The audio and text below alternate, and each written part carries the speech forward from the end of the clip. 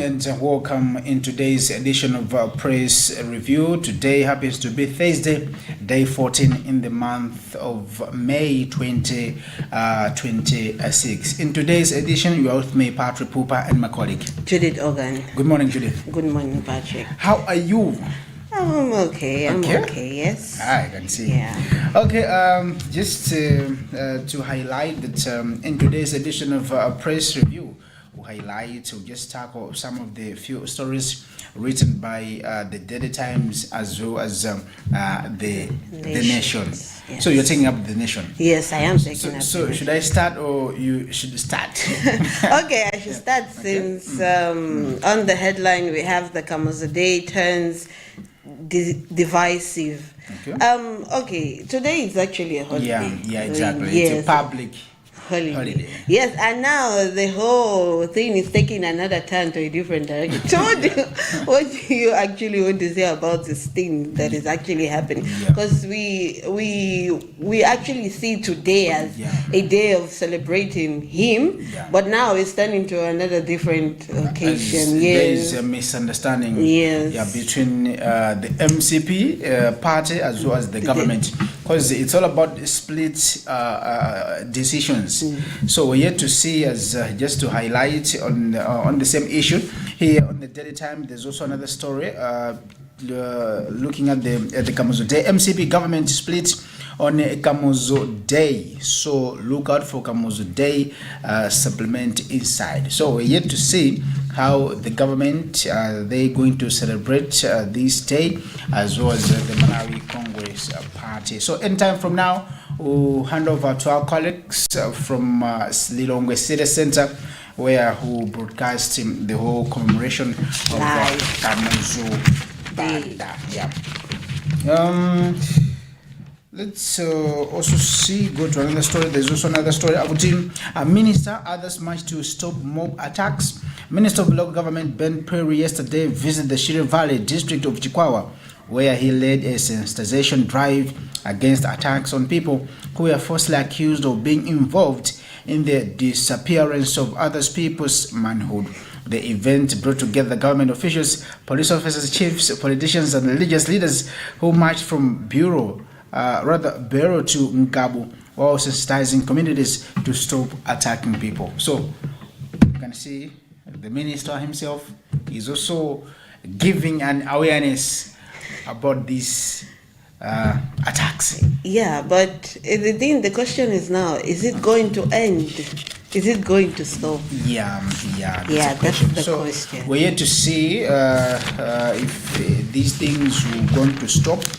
As we have seen that the Minister of Local Government, Mr. Brother Ben Perry, visited the Shire Valley district of Chikwawa, where he led a sensitization drive about these mob attacks. On international news, South Africa bars repeats asylum applications. So now the South African government, they are no longer giving asylum to these foreigners because of the xenophobia and everything. Exactly. And you have seen that people in Ghana, like the government of Ghana has also said that they will assist people maybe who want to go back to their country, as xenophobia attacks are still happening in South Africa. So we're yet to see, because a lot of government here now in Africa, they are fleeing their people so that maybe they should not be attacked by these guys.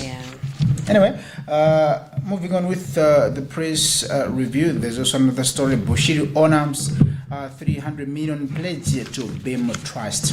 First Lady Gertrude Mutarika has hailed Prophet Shepherd Bushiri and his wife Mary for honoring their 300 million pledge to beautify Malawi BIM Trust. The family made the pledge during the launch of the Trust 2026-2030 strategic plan on February 27 this year. Speaking at Kamuzu Palace in Lilongwe yesterday, during the handover of a symbolic chair, Mutarika, who is BIM Trust patron, praised the couple for what she called their commitment. So you can see that Prophet Shepherd Bushiri and his wife were at Kamuzu Palace in Lilongwe, where they presented a check, 300 million for BIM Trust. 300 million is it's not a small money. 300 million. A lot can happen with that money. Exactly. Anyway, we had to see how this money work. Yes. Just looking at this initiative for the first lady of the Republic of Malawi, who is Gertrude Mutharika. Anyway, congratulations to Mutharika, and also for good initiative from Prophet Shepherd Bushiri. Yeah. Maybe you have another story which is also trending in our country, because there are a lot of stories. Yes, I want to talk about the transport costs up to 40% on fuel hike. So yeah, this is hitting everyone. This transport cost, yes, it's hitting everyone. Yeah, I think it's in every country. Yes, it's in every country. Because there are some other people, they might look like it's only here in Malawi, but it's all globally. Anyway, okay. There's also another story. Low farm gate prices prompt shift to Chile. Smallholder farmers across Malawi are increasingly turning to Chile farming as farm gate prices for traditional cash crops continue to disappoint, with many in Kasungu district describing it as a more profitable and sustainable alternative. Maize, tobacco, and soybeans remain the backbone of smallholder farming and key sources of household income. However, rising input costs combined with low produce prices are making it increasingly difficult for farmers to earn meaningful profits. So that's it, that low farm gate prices prompt shift to Chile. How can I describe it? Because right now it's a season. People are selling their crops. We're talking about groundnuts, maize, the potatoes, tobacco. Yes. But how can you describe? Because you can see that even the Tobacco Association Malawi Tama, we're also complaining about the delay. Because I think right now they have stopped buying tobacco. Yes. So how can you describe the whole situation as low farm gate prices prompt shift to Chile?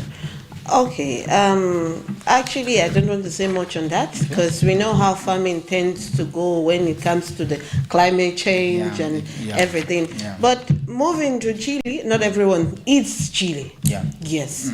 So we should actually know how we are going to move this whole planting farming system, I would say.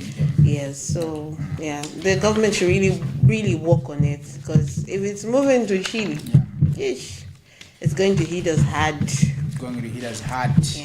Be hard. You can, if there is what arts and culture. Let's move on to arts and culture. There are a lot of stories on arts and culture. Former Miss Culture Princess reaches out to the needy.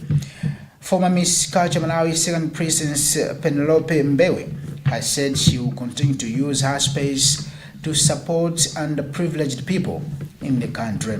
She said this is over the weekend when her organization, We Are One organization, donated items such as maize flour and sugar to persons with disabilities in Luntha. So I think that's also another good news to hear that despite being a former she's still putting in hard work to it. Yes, exactly. That's actually a good example. Maybe you have another story about arts and culture, because there's a lot here in the Daily Times. But let's see how the nation is. Oh yeah, this one, Mulo the comedian, doing it his own way. When they say doing his own way, what do they mean? Digital media spaces have provided a platform for people to display their creative talents, and in the process creating careers to several people. Oh, that's actually good. Yeah. That's a good thing to see that, okay, he's actually opening a great view for people to come show their talents. Exactly. Yes. I think that's a good initiative as well. Yes, it is. Let's get back to the back page of the Daily Times. It's all about Times Sport, where there is different headlines. We're talking about Red Zone.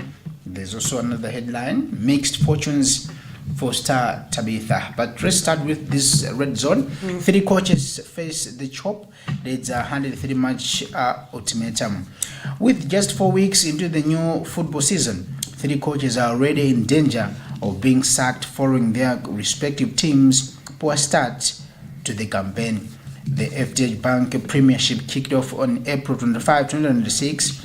Times Sport has learned that Goshen-seated the Dynamos Football Club has given coach Alex Ngwira a 3-match ultimatum.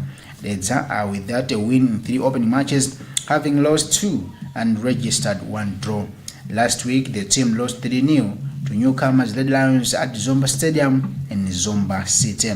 This came 1 week after they suffered a 1-home defeat to Civil Service United at the Stadium in the district. The team started the campaign with a goalless installment with Moyale Barracks at Rumpi Stadium in Rumpi district. So I think that's all about Alex Ngwira with a 3-match ultimatum that with this match he has to get some maximum points. He has to make sure that has got some points, because looking at the way the Times Sport has written, it's like different coaches here in Malawi, they will face a danger of being sacked. Oh, that's what really the Red Zone is all about. Okay. Yeah, sure. I think you have also. Yes, I have the Nation Sports, the headlines. We have Out of the Wilderness. National basketball team bounce back after 14 years. Set for return at 4 Nations Turner. And we also have Fama awaits Kosafa Cup confirmation. So, you know you're the sports guy. So, you'll be able to explain more on that. So, I want to actually know about the basket after bouncing back after a whole good 14 years. I think here in Malawi you have some other sports discipline which are dormant in terms of competing at international level. So I think BASMO, Basketball Association Malawi, is fully back to compete maybe in different tournaments here in Malawi as well as across the Africa. So I think that's a good story to keep it that players who or even fans who know more about basketball, I think that's a good story to hear about the coming back after 14 years. Yeah, exactly. Just to come on farm. I know, I was just waiting for you. Yes. Okay. I think Football Association Malawi will say a lot ahead, because they have arranged. I think they have released a press statement about the annual general meeting which will take place in Salima, and the farm awaits Kosafa Cup confirmation. I think that will be in their order to tell Malawians if Malawi national team will compete in Kosafa Cup ahead of the day. So we're here to see if farm will say anything about the Kosafa Cup. Yes. NBS National Division League starts. That's also another story. But there's also this story. Taekwondo Board appeals for support. Taekwondo Association Malawi TAM has appealed to the corporate world and individuals to support the sport. TAM President Louis Msugwa made the remarks after the 2-day Taekwondo Opening Championship at the University of Malawi UNIMA's Chilunga campus in Zomba on Sunday.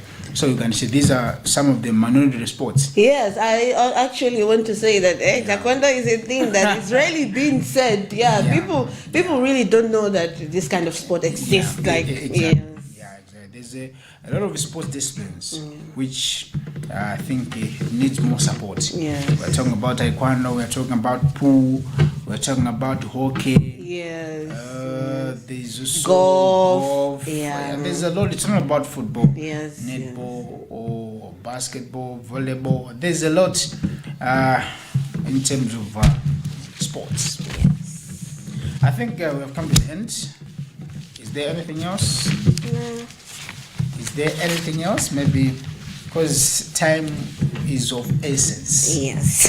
Anytime from now, we'll hand over to our colleagues from City Center, where there is a commemoration of Kamuzu Day, which falls on 14th May every year. So I think right now everything is set because Emmanuel Chocha and Adams Manalupembe at City Center in Lilongwe, where they will take us through about the Kamuzu Day commemoration. In today's edition of the Press Review, you're with me, Patrick Pooper, and my colleague Judith Ogan. Wish you a lovely time. Keep watching Luntha television and have a great day.